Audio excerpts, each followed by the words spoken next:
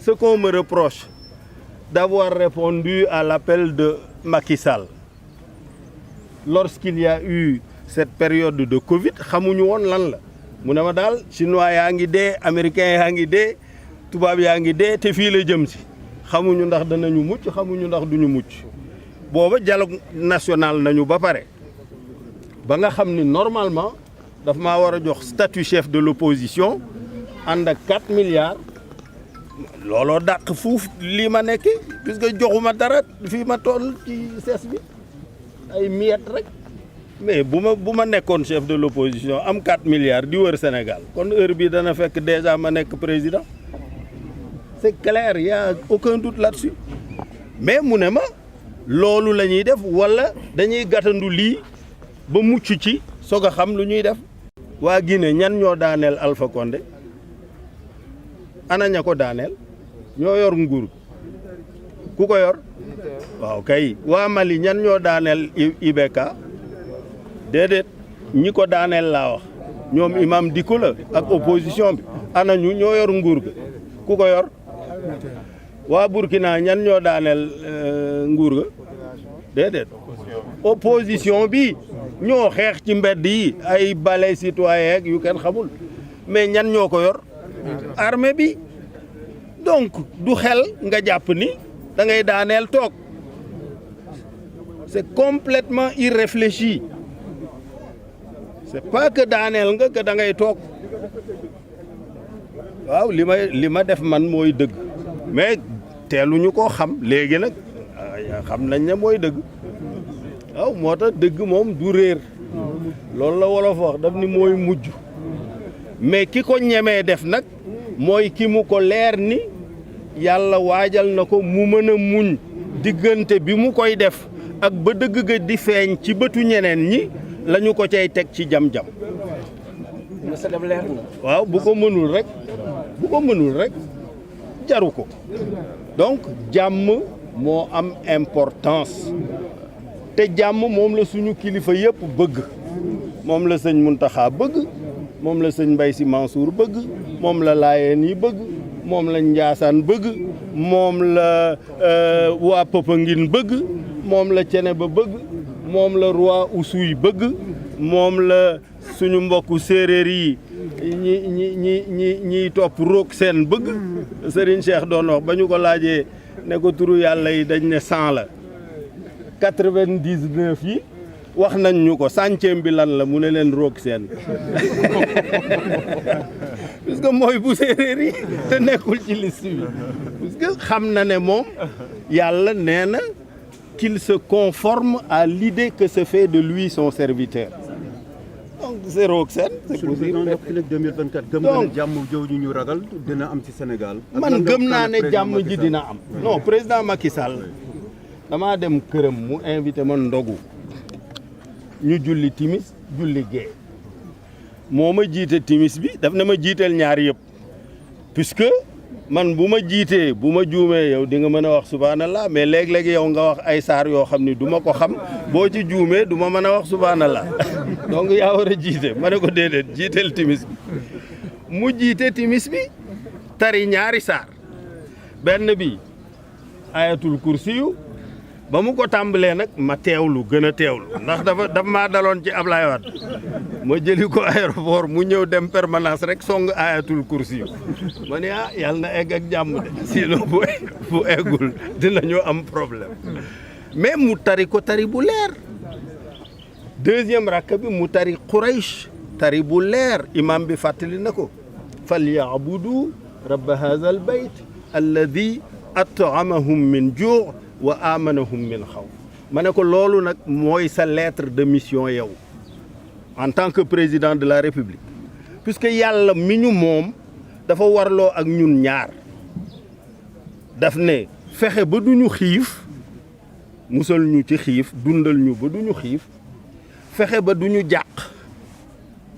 ñu am kaaraange ba duñu jàq ñaar yooyu la yàlla wax loolu mooy alladi at'amahum min ju' wa amanahum min xawf ma ne ko loolu mooy sa mission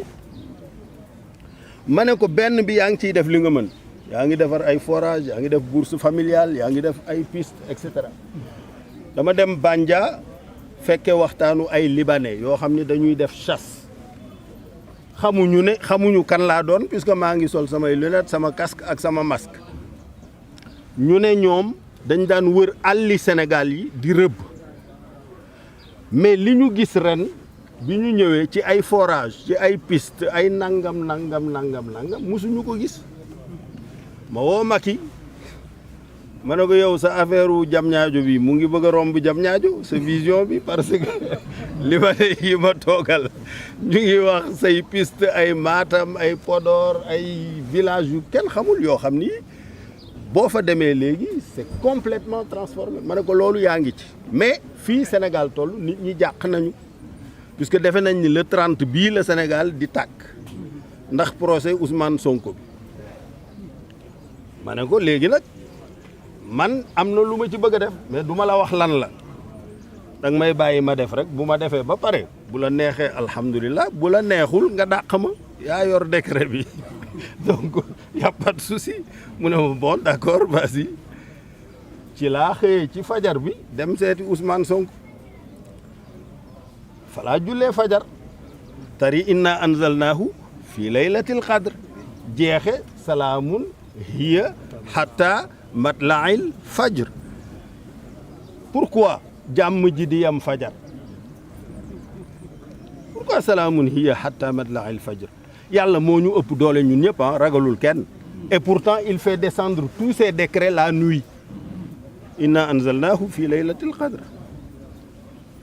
Tous les décrets il les fait descendre la nuit. Et il dit c'est protégé et préservé jusqu'à l'aube.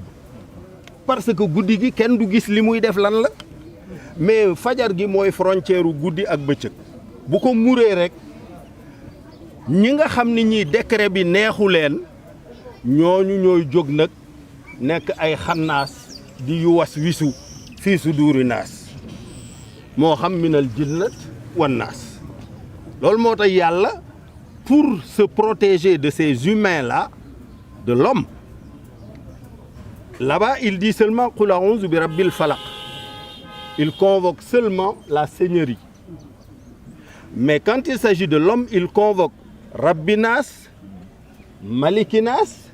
Ilahinas. Il convoque les trois attributs. Il convoque la seigneurie, la déité, la royauté pour pouvoir maîtriser l'homme. Donc l'homme est dangereux et le Sénégalais, il est encore plus dangereux parmi les hommes. Il est capable li imam bi wax léegi ñëw sa kër ngay naan sa café mu lay fen rek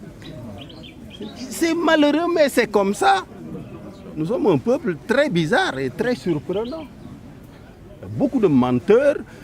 beaucoup d'indignes de confiance, beaucoup de truands, beaucoup de njublang. Quand j'avais déclaré dans ma déclaration de politique générale que j'allais combattre njublang et protéger góorgóorlu, c'est ça que je voulais dire, hein. C'est ça que je voulais dire. Et c'est ce que je pense encore aujourd'hui. Si vous ne voulez pas que je combatte njublang de façon sérieuse, ne m'élisez pas. Si vous m'élisez, vous allez avoir droit à la vérité. Votre compagnonnage avec le président Macky Sall. Écoutez, laissez-moi finir d'abord mon message. Je répondrai à vos questions politiques cet après-midi. À 16h. Vous savez pas. À 16h. Hein, je donne une conférence de presse solennelle. Mais là, j'insiste sur le khutba de l'imam Diam. Pour que les gens comprennent ce que ce Diam-là est important et mérite d'être protégé par tout le monde. Et en tout premier lieu par les citoyens eux-mêmes. Les forces de sécurité et de défense, bien sûr, feront leur travail, mais ce sont les citoyens eux-mêmes qui doivent protéger la paix. C'est eux les bénéficiaires de cette paix. Dans l'histoire, comment est-ce que l'État est né? L'État est né suite à un choc climatique qui a fait que les gens ne pouvaient plus chasser, cueillir et pêcher. Et heureusement, à 4 endroits du monde, il y a eu 4 grands fleuves nourriciers qui ont traversé le désert. C'est le Nil, le Tigre et l'Euphrate, la Mésopotamie, quoi, et l'Indus et le fleuve jaune qui a donné naissance à la Chine. Donc les 4 grandes civilisations dans l'histoire, c'est la civilisation égyptienne, africaine, puisque c'est la Nubie qui a éduqué l'Égypte, qui elle-même a éduqué la Crète, qui elle-même a éduqué la Grèce. Et c'est grâce à Alexandre le Grand, ce Macédonien, que ça a été éparpillé dans le monde. Et plus tard par César, avec la longue durée du règne de l'Empire romain, ça s'est universalisé. Ce qu'on appelle la culture universelle que les Occidentaux se sont appropriés est bel et bien né en Afrique, en Nubie. Les pyramides là, pyramides yi nekk booru Soudan jëm foofu, puisque Nil bi dafa jóge lac Victoria dem ba Méditerranée dafa romb ay dëkk Soudan, Éthiopie jaar fii ci montagne yi nangam mais foofa ba loola amee nit ñi daw toog ci booru dex yi créer agriculture mu remplacer cueillette ñu créer élevage mu remplacer chasse mais chasse ak agriculture dafa yomb dafa jafe chasse dafa yomb pardon, élevage dafa jafe cueillir dafa yomb bay dafa jafe boo toogee di bay wala nga yeew sa gétt am ñoo xam ni ñoom la ñu tàmmoon muy chasser loola ca la ñu wëy ñuy ñëw di sàcc nag yeeg xar yeeg bëy yi éleveurs yi mooy vol de bétail ñëw bu ñu fekkee sa sàq fees ñu sàcc ko gars yi dem ba sonn créer pharaon Firawna mooy pharaon ñu ne buur bi ñaari fonction rek nga am benn bi mooy ndox mi jóge lac Victoria jëm si fii ci Égypte ña nekk ca kaw bu ñu ko téye jëfandikoo ko ñoom rek ñun ñi nekk ci suuf di loru ceux qui sont d'amont ne doivent pas retenir l'eau et empêcher à ceux qui sont d'aval d'en bénéficier. Deuxième fonction mooy ñun dañuy bay bi dafa laaj nga ruuj dafa laaj nga jëmbat dafa laaj nga toppatoo après nga def sa sàq denc pour bu amee difficulté nga am loo jëfandikoo. Sàmm gi aussi dafa laaj nga yeew nag yi yeew fas yi yeew te dafa am ay bandi yoo xam ni ñoom la ñu tàmmoon ca ba ñuy rëbb rek loolu la ñu wéyal donc nga musal ñu ci ñooñu loolu mooy la provoquer la paix pour que ceux qui ont des activités économiques légitimes ne se préoccupent pas de leur sécurité loolu la donc les forces de sécurité et de défense là judduwul tey de mu ngi judd moins 2800 avant Jésus-Christ 3000 ans avant Jésus-Christ Jésus-Christ il y a 2000 ans maintenant et 23 années donc ça fait plus de 5000 ans que les forces de sécurité et de défense existent te ni ko imam bi waxee yonent bi wax ko sallallahu alayhi wa sallam nee na ñaari bët yii daal ñoom du ñu gis safara ñoom bët bi nga xam ni tuur na ranxooñ ndax dégg gi mu dégg samay wax yi yàlla wax maanaam ku ñuy jàng alxuraan ci moom ba ci àgg rek kooku moom du gis safara beneen bët bi mooy ki fanaan ba bërsët pour aar ñeneen moom nelawul jaarul ci nelaw ñan ñooy def loolu policiers yi gendarme yi militaires yi ba noppi dañ leen di rey ñoom yow président bi da ngay taxaw def revue des troupes jàkkaarloo ak gone gu am 18 ans wala 20 ans wala 22 ans ne ko dama lay yóbbu Casamance wala dama lay yóbbu Arabie Saoudite wala dama lay yóbbu feneen nga dem défendre Sénégal mu dem fa dee ñu yeb ci kees delloosi mais responsabilité bu toll noonu bu rëyee noonu di nga fi nekk nag bàyyi ay gone yoo xam ni kenn xamul fu ñu jógee ñun ñu taal dëkk bi alors que des jeunes comme eux sont dans les forces de sécurité et de défense bi ma gisee loolu ma dem ci Ousmane Sonko ma ne ko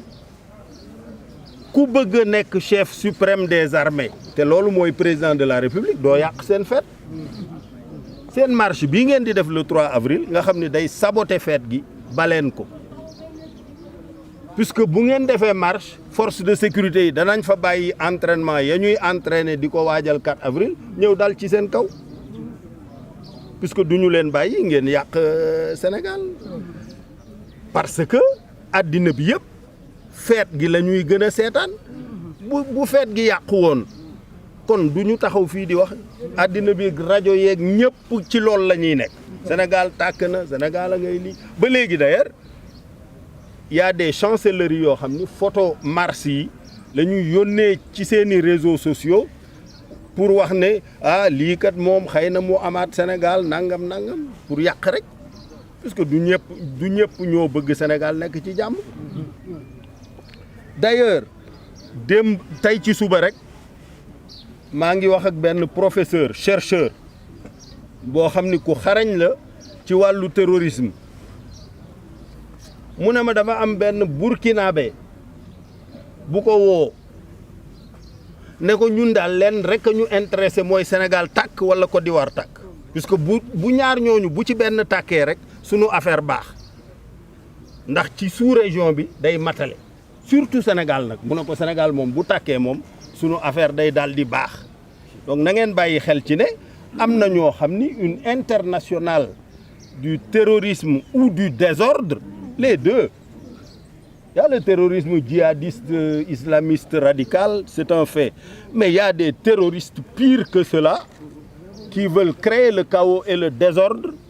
pensent-ils, pour pouvoir s'emparer des richesses du Sénégal. Et ça, nous ne le laisserons pas faire. Que ce soit très clair. Que ce soit très clair. Amul balai citoyen, amul France dégage, amul Kenen. Sénégal Ken du ko taal. Je l'ai dit à Macky Sall, je lui ai dit, moi je m'en vais, mais il faut que la sécurité du pays, qui nous préoccupe tous les deux, soit garantie. Que ce soit garanti. C'est ça. C'est tout, hein. Donc, jàmm, la paix, stabilité, sécurité, pour que ceux qui ont des activités légitimes puissent les faire. Loolu la imam bi xutba, loolu la ñëpp war a répéter ba mu wër àddina bi wërëngal këpp voilà.